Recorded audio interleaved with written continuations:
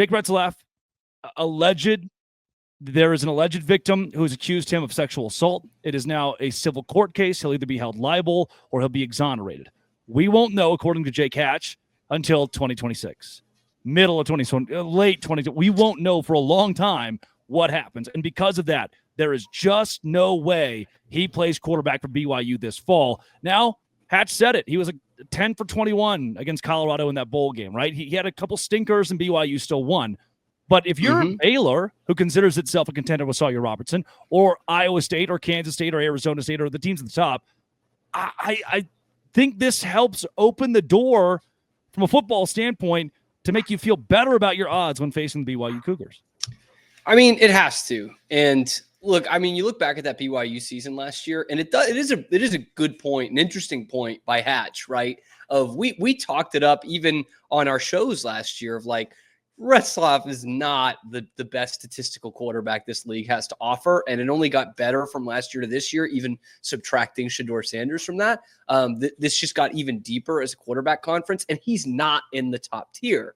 But then again, BYU was winning games with their defense. They were winning one-score games, and Drake, you know how important that is to have a good, seasoned quarterback in those one-score games. Those usually come down to who makes less mistakes. And Jake Retzlaff did not make a lot of mistakes.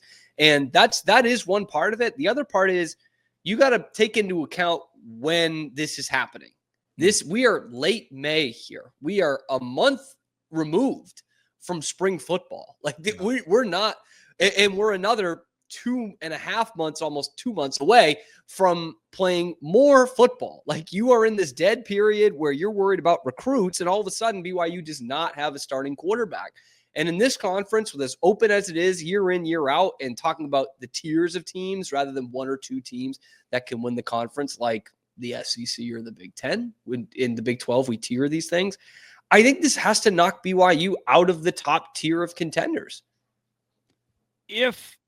If we put this in a vacuum, because it's a layered, tough situation, but I want to put it into a vacuum of pull the storylines out of it and just consider top contender loses their quarterback to the transfer portal. In terms of Avery Johnson says, hey, I'm going to pack it up.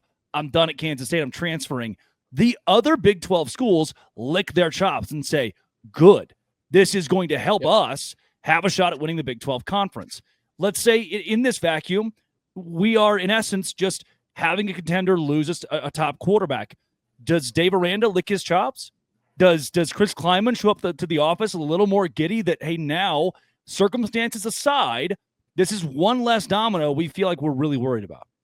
I think they have to, right? Like that's something that I've been thinking about as a Baylor fan. Obviously not the only part of this situation that I'm thinking about, but this is we take circumstance. If you talk, we're on a football podcast and talk just from the standpoint of a star player is out. Yeah, and that is one more contender taken out of these things. And the other thing too, Drake, in this transfer portal era, there's a lot of question marks for opposing coaches going into the season than there were in years past, right? For the most part, you knew what that team was, that program was coming in. But now in the portal era, look at Colorado and how well Dion did with it year 2. You can turn your roster around and all of a sudden you're a brand new team. And if you're playing them in September, that's tougher to scheme against. And these schools in the Big 12 have got to be thinking like, that is one more kind of wrench thrown into what we thought BYU was going to be. But looking across the conference, that's half the teams, man. You get thrown into a wrench thrown a wrench into what Houston is going to be because they bring in a new quarterback. And so absolutely, I think a lot of these teams are licking their chops, whether for right or for wrong, whether BYU is going to be a lesser team than they were last year.